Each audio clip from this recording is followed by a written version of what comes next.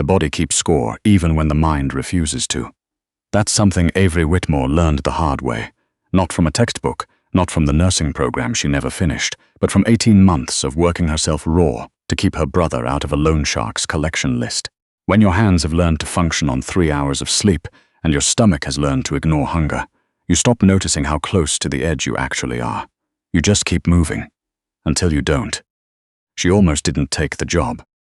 The call came through her agency contact at 11:47 on a Wednesday night, while she was doing inventory at the Southside Clinic, where she pulled double shifts whenever Dr. Pacheco needed a warm body with medical training and no ambition toward overtime pay. The number was blocked.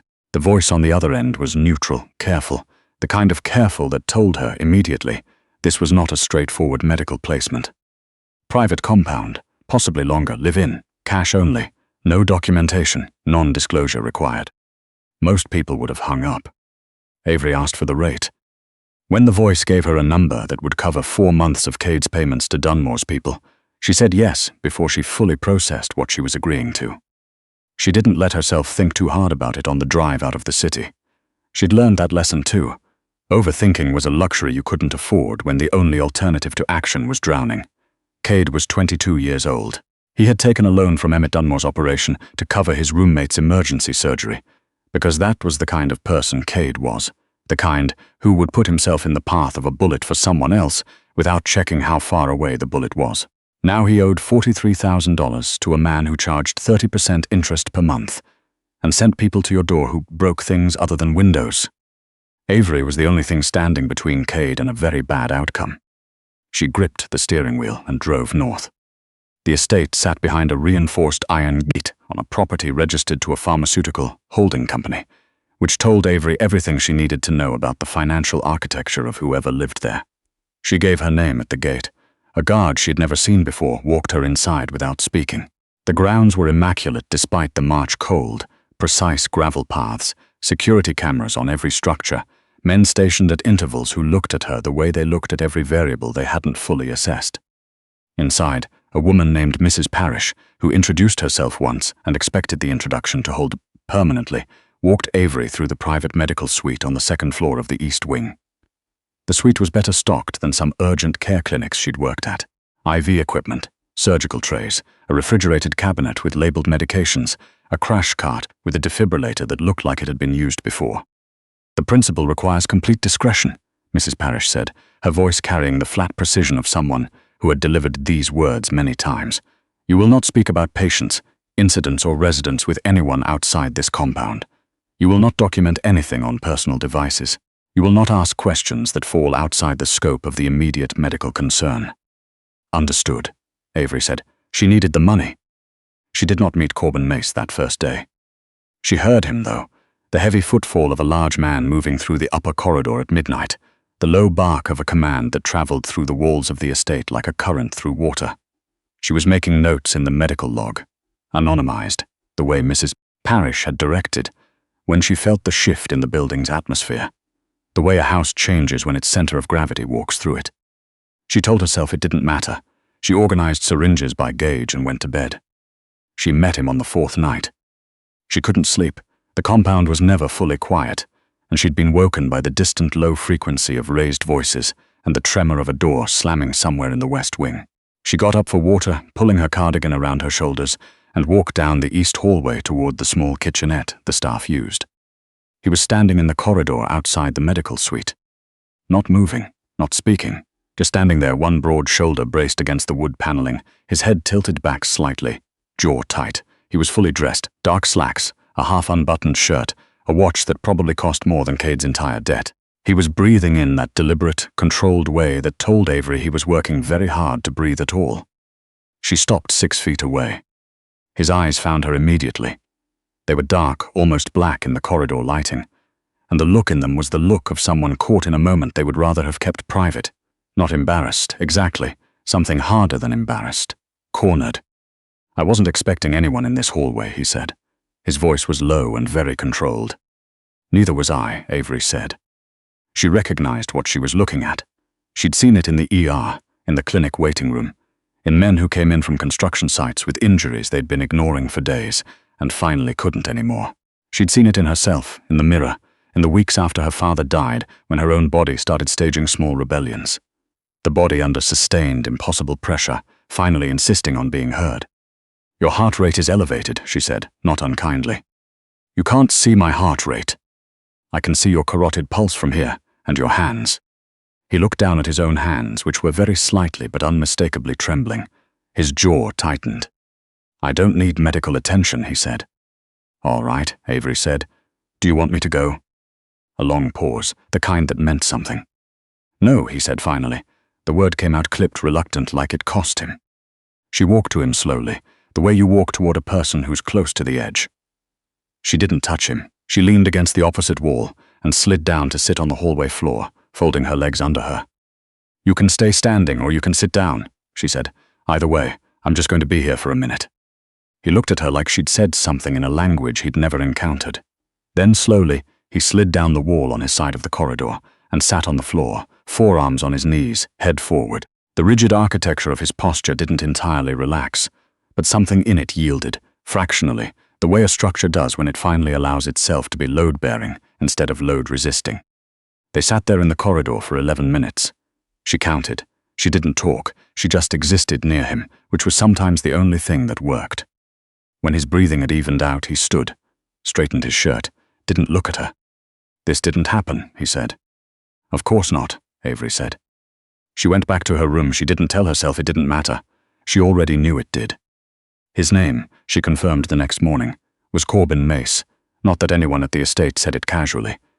It was always Mr. Mace among the staff, and the way they said it carried the weight of a word that meant something larger than a name. She pieced together what she could from the careful silences around her, from the questions nobody asked, from the maps on the wall of the security room she'd walked past once, from the way men with visible gun holsters deferred to a single source of authority without being told to.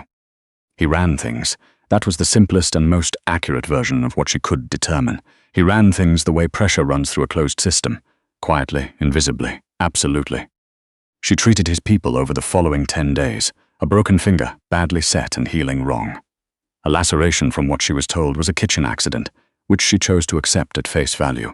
A concussion on a man named Reed, who was the compound's head of operations, and who shook her hand afterward with the grave respect of someone who had been told she was trustworthy, and had decided to believe it. She did not see Corbin Mace again until the 12th night. She was in the medical suite, doing inventory, a task she'd invented, partially because it needed doing, and partially because it gave her hands something to do at midnight when her brain wouldn't settle. She was counting gauze rolls and thinking about Cade, which she tried not to do while her hands were busy, because the two things together produced a particular kind of dread she didn't have room for right now when the door opened. He was in the doorway, jacket off, sleeves rolled to the elbows. A dark bruise was blooming along his right jaw, spreading up into his cheekbone. He had the slightly contained look of a man still running on adrenaline from something that had recently gone wrong. "Are you injured somewhere I can't see from here?" Avery asked. "Ribs, maybe. Possibly not." He said it like he was reporting weather. "Sit on the table." He sat and let her work. She checked the ribs, 2 bruised, none broken, and cleaned the cut along his jaw. He didn't flinch. He watched her face with that same focused, assessing quality, like she was a variable he was still in the process of categorizing. "How long have you been working these hours?" he asked. She paused with the antiseptic wipe. "What hours?" "You were awake at 2 a.m. on the 4th night. You're awake now. The night staff tells me the suite light is on until 3 or 4 most mornings." "I don't sleep well in new places," she said. "That's not all of it." Avery pressed the wipe to the cut along his jaw and felt him hold the wince instead of releasing it. "You don't need to know the rest of it," she said. "I'm aware of that," he said. "I'm asking anyway." She taped the wound closed. She stepped back and looked at him, really looked, the way she'd been carefully not doing since the night in the corridor. He was somewhere in his mid-30s, built like the military and carrying it the same way, with the specific exhaustion of someone who had been running at emergency level for so long they'd lost track of what baseline felt like. The bruise on his jaw made him look more human, somehow, less like the word that his name meant in this compound. "My brother owes money," she said. "I've been covering his payments while he gets back on his feet." "How much?" "Not your concern, Mr. Mace." Something moved across his face. Not pity. She would have shut down entirely if it was pity. Something more like recognition. "No, I suppose not." He got off the table. He walked to the door and paused with his hand on the frame, his back to her. "Get some sleep, Whitmore," he said. She did not get some sleep, but she appreciated the instruction. She collapsed on a Tuesday. It was nobody's dramatic moment. There was no meaningful location, no symbolic setting. She was in the hallway outside the laundry room, which was the least poetic possible place for a body to finally refuse its operator's instructions. She'd been on her feet for 22 hours, a compound emergency in the early morning, a long day of routine checks, and then a phone call from Cade in the evening that had taken 45 minutes and left her sitting on the edge of the guest bed, staring at the wall long after she should have eaten dinner. She stood up too fast from that sitting position, and the hallway went sideways. She didn't lose consciousness entirely. She went down to one knee, caught herself on the wall, and stayed there, her vision tunneled. Her ears rang. Her body sent a very clear message that it was done entertaining the possibility of standing up any time soon. She heard footsteps, heavy, unhurried, coming from the wrong direction for any of the regular staff. "Whitmore," Corbin Mace's voice, close. She turned her head, which was a mistake. The hallway tilted further. "I'm fine," she said, which was such an obvious lie she was mildly embarrassed by it. "You're on the floor." "I'm resting on the floor. There's a distinction." He crouched in front of her. She was aware of how much space he occupied, how little space was left between his face and hers. He looked at her with that cataloging focus he had, reading what was wrong the way she read vital signs. "When did you last eat something?" She tried to remember. "This is not a medical emergency," she said instead. "You're grey. It's bad lighting." "Avery." He said her name like a period at the end of a sentence. She stopped talking. "When did you last sleep more than 4 hours?" She didn't answer. He didn't ask again. He slid one arm beneath her knees and one behind her back. She started to protest, and then the floor moved again, and she found she didn't have the resources to follow through. He lifted her with the matter-of-fact ease of someone who had decided what was happening and was now executing it, and she let him, which was its own kind of surrender. She didn't lose consciousness on the way upstairs. She was aware of the warmth of him, steady and solid, and the sound of his heartbeat through the fabric of his shirt, slower than she expected, which surprised her enough that she stopped processing the rest of her surroundings entirely, and just listened to that steady rhythm until he laid her down on something unbelievably soft. She meant to ask where she was. She was asleep before the thought completed. She woke to the wrong ceiling. The ceilings in her assigned guest suite were low and plain. This ceiling was high, cream-colored, with detailed plaster molding at the corners. Heavy curtains blocked out the morning light on her left. She was lying on a mattress that felt nothing like the one she'd been sleeping on. She turned her head. Corbin Mace was in the leather chair pulled to the side of the bed. He was asleep, or had been. By the time she registered him, his eyes were already opening, that same instant quality of wakefulness she'd witnessed once before in a corridor. His dark eyes settled on her face. "You moved me," she said. "Your room is on the wrong side of the house," he said. His voice was rougher in the morning. "The heating is worse." She looked at her right hand. It was lying on top of the duvet, and his hand was resting next to it. Their fingers not quite interlaced, but close enough that she could feel the warmth of his skin against hers.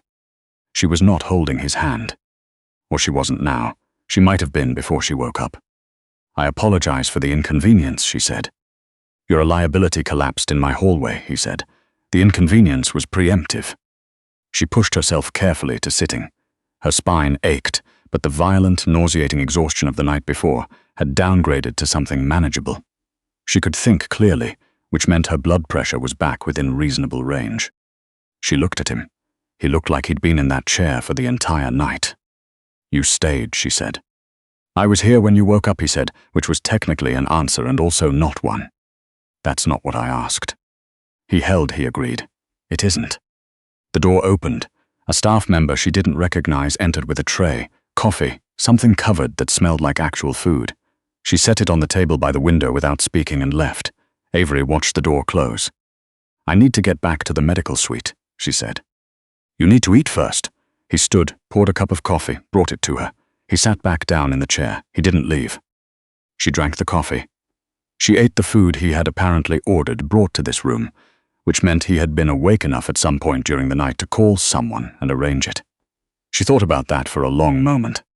"My brother's debt," she said. "It's with Dunmore's operation on the south side. 43,000. Cade borrowed it 14 months ago. She set the coffee cup down carefully. You asked the other night, that's the rest of it. Emmett Dunmore, Corbin said. Yes. He was quiet for a moment. The particular quality of his silence had weight to it, and she'd learned to read that weight. This one meant he was processing something and deciding what to do with it. Dunmore operates in my territory, he said, without my authorization. That sounds like your problem, not mine. It's become mine, he said. She looked at him steadily. I'm not asking you for anything. I know you're not, he said. Eat the rest of the eggs. He told her 3 days later. Not gently, not gradually. He sat down across from her in the empty briefing room off the main corridor and slid a single piece of paper across the table. A release notice. Her brother's name. Dunmore's holding company. Balance. Paid in full. Avery looked at the paper for a long time without touching it. You had no right, she said. No, he agreed.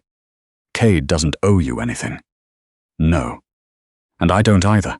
I want to be very clear about that. You owe me what I paid, Corbin said, which we can settle at your current rate across however many months makes sense, with no interest and no collectors, or you can consider your next 2 years of service here as the exchange and we leave the accounting there. He paused. Or you can be angry about it and tell me I overstepped. You overstepped, Avery said immediately. Yes, he said, I did. She finally reached out and picked up the paper. Cade's name, the zero balance. She read it twice, and when she set it back down, her hands were not entirely steady. Why? She asked. He looked at the window. The March light was thin and grey, the kind of light that didn't commit to anything. Because you have been carrying a weight in this compound that was making it harder for you to do your job, he said. The careful way he said it told her that was true, and also not the whole truth. That's very practical, she said. I'm a practical person. She looked at him for a moment. The night in the hallway, she said. The episodes. He went very still. I'm not going to document them, she said. I'm not going to discuss them with anyone. But if they're happening regularly, there are approaches that actually work, non-pharmaceutical. I've worked with patients who... I don't have episodes, he said. The words came out flat and final. All right, she said. Then there's nothing to discuss. He turned his head back from the window and looked at her. There was something in his face she hadn't seen before. Not softness exactly, but the absence of the wall. Just for a moment. 3 times a week, he said, approximately. She nodded once. Okay. I don't want anyone else to know. They won't. She learned the shape of his sleeplessness the way she'd learned everything else about the compound, through proximity, through patterns, through the evidence left behind. He was awake most nights past 2. He drank scotch he didn't particularly want, because the ritual of it gave the insomnia something to occupy. She could hear him pacing the east corridor through the walls of her room, the same interval over and over, a man in a loop he couldn't break. On the night 3 weeks into her stay, when he appeared in the medical suite doorway with a gash across his forearm and the contained expression of someone who had just survived something unpleasant, she was already awake. She cleaned the wound. She stitched it. She didn't ask what happened. He watched her work with the same focused quality she'd gotten used to. When she tied off the last suture and reached for the bandage, he said, "You stopped humming." She paused. What? You hum when you work. You stopped. She hadn't realized she'd been humming at all. It's a habit, she said.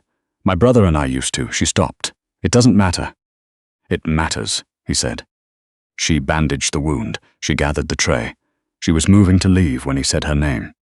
Avery. She stopped. What happened to your brother's roommate, he asked. The one who needed surgery. The reason Cade took the loan. She turned around. He was still sitting on the examination table, his bandaged arm resting on his knee. He looked. She didn't have a precise word for it. Present. Not the contained armored version of himself that ran the compound. Just present. He recovered, she said. He's fine. He actually helped Cade find a lawyer eventually. That's how we figured out Dunmore's rate was illegal to begin with. She paused. A lot of good that did us. It's useful information now, Corbin said. I suppose it is. They looked at each other across the medical suite in the bad lighting, at 2 in the morning, and Avery understood something she hadn't expected to understand when she drove north with a blocked number saved in her phone and her brother's debt memorized down to the cent. They were built from the same material, not the same circumstances, not the same choices, but the same structural reality. People who had been holding things up for so long they'd forgotten what it felt like to not be weight-bearing. Go to sleep, she said gently, or try to. He got off the table. He walked to the door of the suite and held it open for her, which he had never done before. The humming, he said, as she walked past him. Don't stop. The compound was on lockdown by 10 on a Friday night. She'd felt it before anyone told her. The way the building's atmosphere compressed, the way the security details pattern changed from routine to vigilant. She was in the medical suite prepping supplies, for reasons she understood without being told when Reed came to her door at 11:47. We need you ready, he said. I'm ready, she said. Corbin came through the private entrance at 12:23. She heard him before she saw him, not his footsteps this time, but Reed's voice in the hallway, low and urgent. She was already moving when the medical suite door opened. He was on his feet, which told her nothing. He was upright and walking, which told her the situation was survivable. The dark stain spreading across his left side told her the window for survivable was narrower than she would have liked. Table, she said. He didn't argue. He sat on the examination table and let her cut the shirt open, let her assess the wound said with hands that had to be steady because she needed them to be steady, and her own need for something was the most reliable thing she owned. Gunshot, through and through, left side, high enough to miss the kidney, deep enough to matter. I need to pack this, she said. It's going to hurt. I'm aware. You might want something to hold on to. He reached down without ceremony and wrapped his hand around her wrist. Not hard, just present. She felt his grip and packed the wound. The sound he made was quiet and controlled, and said nothing about how bad it actually was. She sealed and bandaged with the efficiency of someone who had run drills for exactly this scenario, even if the drills had been in a different context and the patient had been hypothetical. She got an IV line in on the first try. She pushed fluids, pushed the medication that was going to keep infection at bay. When it was done, she stepped back and looked at what she'd built. Not ideal, but not a body on her floor, which was the only metric that mattered right now. Hospital, she said. No. Mr. Mace. No hospital was set, even pale and blood loss thin. This room has everything I need. This room has everything you need for the next 12 hours. After that, he looked at her directly. Some of the medication was already working at the edges of his focus, softening the sharpness of his alertness. You can go. Reed will watch the door.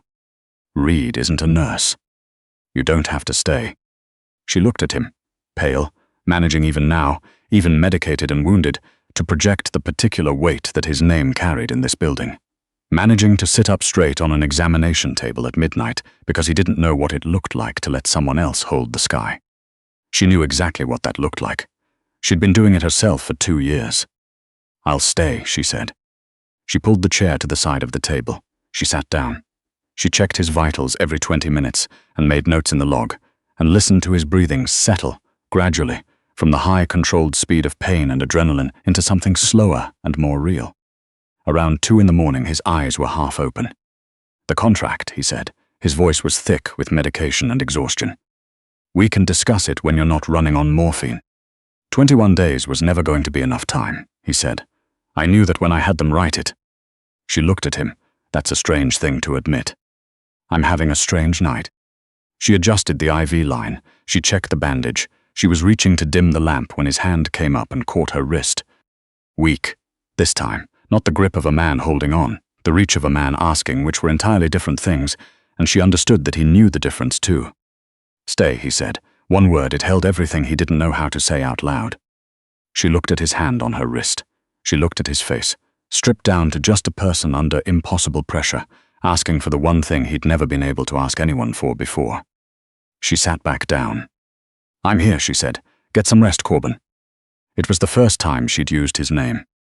He exhaled like he'd been holding it since the beginning of the night and was finally allowed to let it go. Within minutes, his breathing was deep, regular, real. The sound of a man actually sleeping instead of managing a performance of it. Avery sat in the chair beside the table and watched the monitor trace its steady line. She thought about the new contract on her desk. She thought about the 4th Street clinic and the grocery store night shifts and the apartment she'd barely spent time in for 2 years. She thought about the weight she'd been carrying and the way it was possible. She was beginning to understand. For weight to be redistributed without disappearing, shared, the way any structural load could theoretically be distributed across 2 points instead of 1. She thought about a lot of things in that chair, in the thin hours before dawn, while the most dangerous man she had ever met slept soundly beside her for the first time since she'd arrived. Outside, whatever had come for him tonight was still out there. The city was still exactly what it was. Nothing about the world had changed. But Avery was still in the chair when the dawn light came through the curtains, and she was exactly where she had chosen to be, and for the first time in 2 years, that felt like enough.